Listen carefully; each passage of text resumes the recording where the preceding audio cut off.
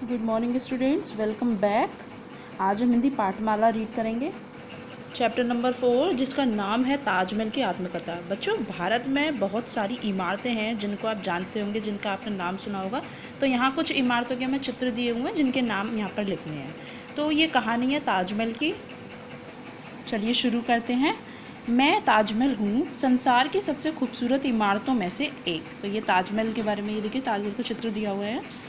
लेकिन मेरा भाग्य देखिए, जिसके लिए मेरी कल्पना की गई, मेरा निर्माण किया गया, वह भी तो मेरी ही गोद में अपने चिर निद्रा में लीन है। बच्चों, ताजमहल का निर्माण शाहजहाँ ने करवाया था, जो उनकी पत्नी थी, उनकी याद में, मुमताज़ था जिनका नाम, तो इसको मुमताज़ महल भी कहा जाता है।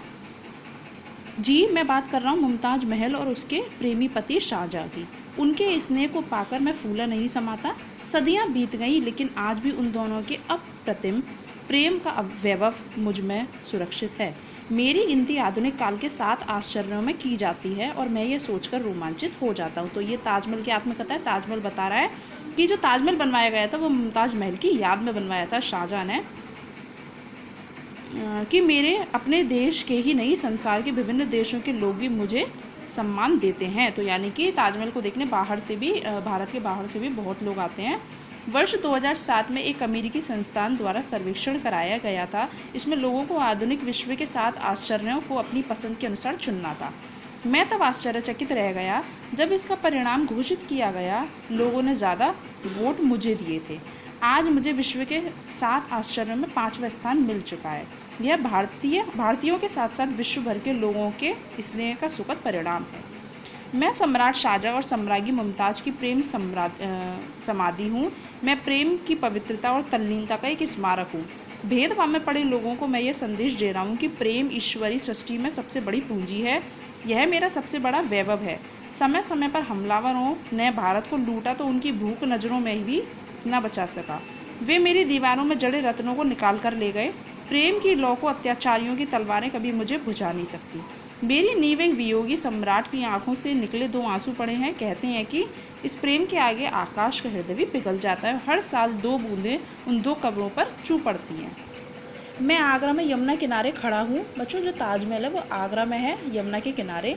समाधि में लीन किसी योगी की तरह मैं भी अपनी स्मृतियों को संभालने का प्रयास करता हूँ।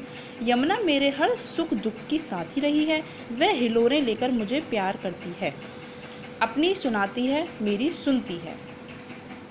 अपनी अंतिम सांसें गिन रही मुमताज़ ने शाहजहाँ से यही तो मांगा था, उसकी याद में ऐसा कुछ किया जाए कि आने वाली पीढ़ियाँ उन्हें और उनके प्रेम को याद रखें। शाहजहाँ उसकी इस इच्छा को पूरी क्यों ना करता। इसलिए मेरे जैसा खूबसूरत मकबरा अस्तित्व में बनवाया। मैं वो मकबरा हूँ जहाँ रात दिन चहल पहल रहती है। भारत में आने वाले हज़ारों विदेशी पर्यटक मुझे देखे बगैर अपना भारत आना सार्थक नहीं मानते। मेरे आंगन में आकर वे श्रद्धा से अपना सिर झुकाते हैं। मैं उनकी भावनाओं, उनके विचारों को पढ़ता हूँ तो अपने भाग्य पर मुस्कुरा पड़ता हूँ।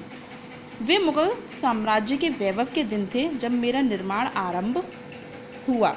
मकराना से हज़ारों टन सफ़ेद संगमरमर लाया गया। बच्चों, जो ताजमहल है वो सफ़ेद संगमरमर से बना हुआ है। आपको पता है 20 बरस लगे मेरे निर्माण में और इसको बनाने में पूरे 20 साल लगे। उस समय लगभग 17 करोड़ रुपए खर्च हुए। सैकड़ों कारीगरों की कला व हज़ारों मजदूरों की मेहनत रंग लाई और मैं दुनिया के सामने आया। वक्त के साथ मुग़ल साम्राज्य का वैभव मिट गया, लेकिन मेरे वैभव पर कोई आँच नहीं आई। आज फिल्मकार मेरी छवि को सिनेमा के पर्दे पर अंकित करने के लिए आते हैं। चित्रकार अपनी तूलिका से मुझे अमर कर देना चाहते हैं। कवि अपनी रचनाओं से मुझे अमर बनाने का प्रयत्न करते हैं। मुझे अगर मिला है तो वह सम्मान मानव हृदय में बसी प्रेम की भावना का ही सम्मान है। यह मेरा शरीर, यह इमारत एक दिन मिट जाएगी, लेकिन प्रेम कभी ख़त्म नहीं होगा। यह युगों युगों तक बना रहेगा। तो ये थी ताजमहल की आत्मकथा, जो कि ताजमहल ने खुद बताई है।